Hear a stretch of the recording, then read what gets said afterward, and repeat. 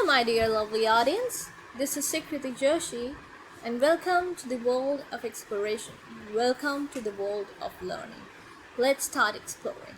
Let's start learning. Alright, so this is Sukriti Joshi, and we will begin our journey with Lost Spring, which is written by Anis Jang. Lost Spring Stories of Stolen Childhood. नमस्ते आदाब सत श्री अकाल।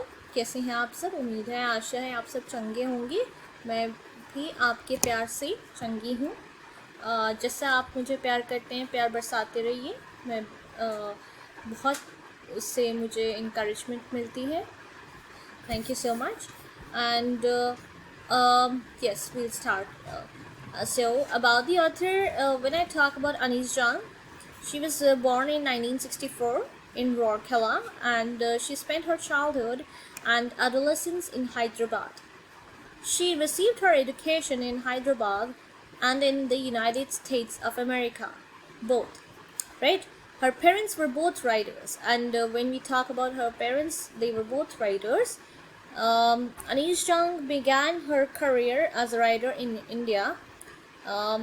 She has been an editor and a columnist too, for major newspapers in India and abroad both, right? So again, in India also, and in India also and abroad also, and has authored several books. The following is an excerpt. That means a short extract, right? What is an excerpt? It's a short extract, clear? From her book titled Lost Spring: Stories of Stolen Childhood. Clear?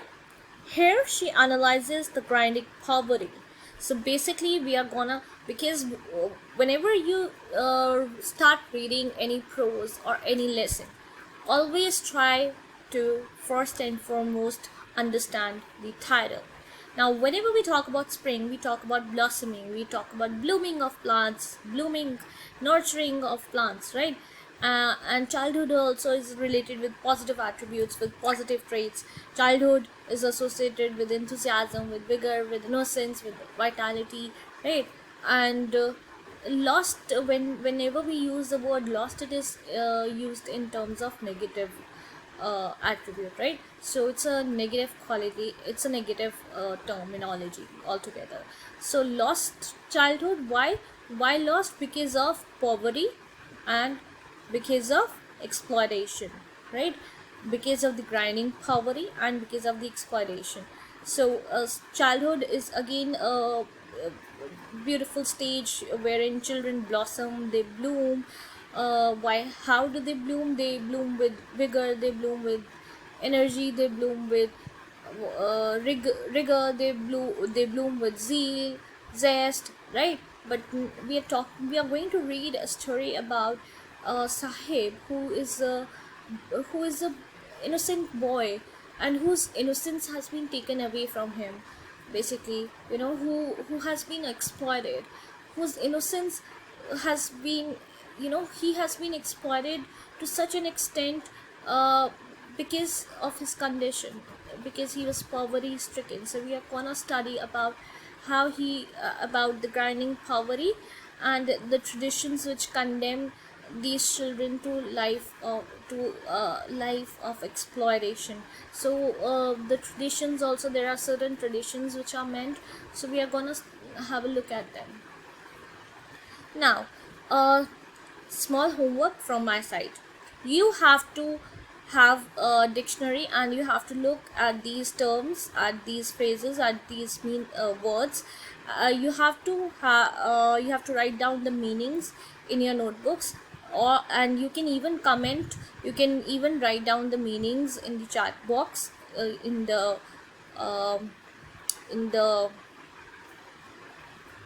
comment section. Write down the meanings in the comment section.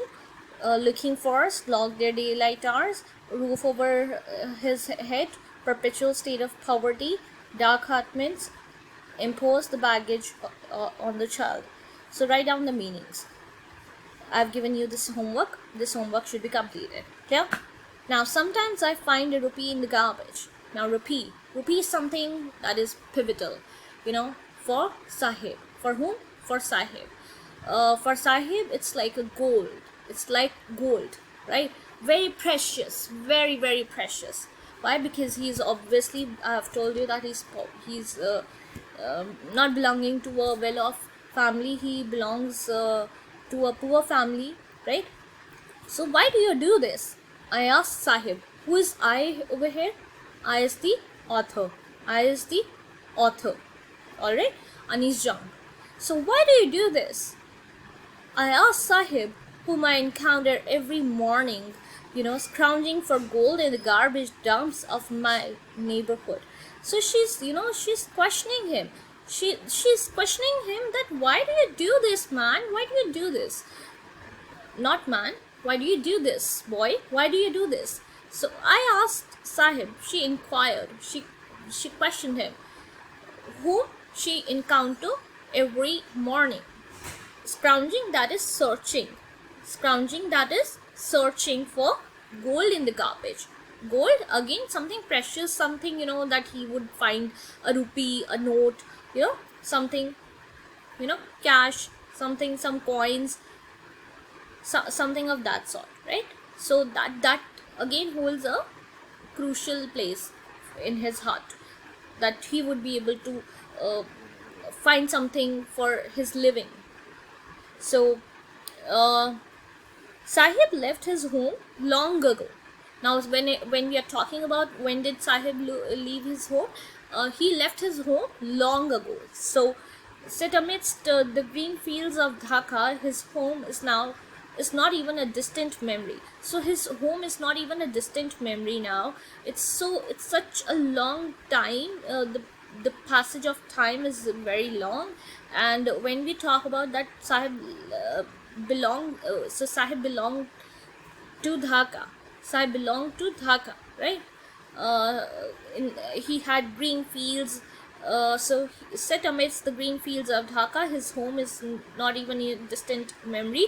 There were many storms that swept away their fields and homes, his mother tells him. So his mother is telling him that they earlier possessed green fields, they had home to live in, and storms had come and they had swept away all their green fields and all the furniture and the home, and all of that, right? That's why they left. That's why they left Dhaka, and they looking for in order to look for gold in the big city, and therefore they moved, right? They left looking for gold in the big city where he now lives. So he lives in a big city. We come to know that he lives in a big city. Now, I have nothing else to do, he mutters. He speaks slowly, softly. I have nothing else to do, he mutters, looking away. Looking away because he doesn't feel like doing this work. I go to school, I say gladly, right? So go to school. So now she's saying go to school. But she realized immediately that how hollow the advice was. So now she realized her mistake, that now, why isn't this moving? Alright. So now she realized her mistake, that she had said something that she shouldn't have said to a child, because a child is very innocent, right? So she said go to school, but she did not realize what she said. How hollow the advice must sound.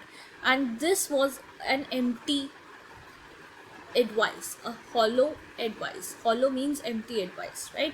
There's no school in my neighborhood. When they build one, I will go. So now Sahib is saying that there's no school in our neighborhood. When they will build one, then I will go, right? So if I start a school, will you come? I ask, half joking. Yes, he says, smiling broadly. So now, if I start a school, will you come? This is said by the author. I ask, half joking. But she did not realize again what she had said. Again, this was something that was hollow, that was empty advice. that she was giving him. It was a kind of a promise instead, rather a promise, right? If I start a school, will you come? I ask, half joking. Yes, he says, smiling broadly, and he smiled because he just thought that some ray of hope is coming out, right? A few days later, I see him running up to me. Is your school ready? It takes longer to build a school, I say, embarrassed. Now, a few days later, what happens is that he comes running up to the author. Who is the author? Put it in the comment section below. Anish Jung is the author. Write down the name. Yeah. A few days later, I see him running up to me. Is your school ready? So he just came to her. It takes longer to build a school. Now she's embarrassed.